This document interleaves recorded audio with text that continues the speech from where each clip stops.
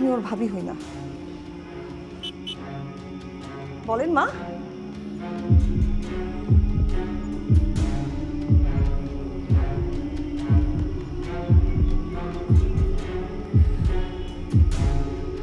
মিলি, মা শান্ত হও, মা শান্ত হও একটু।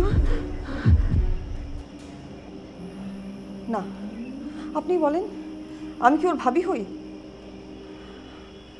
আমি তো আসলে শান্তিতেই থাকতে চাই। আমি তো হাসি মুখে বাঁচতে চেয়েছি মা। আমি তো কখনো কোনো অশান্তি চাইনি। আপনারা কি ভাবছেন যে আমি সারাক্ষণ হাসতে হাসতে সব মেনে নিব? হ্যাঁ,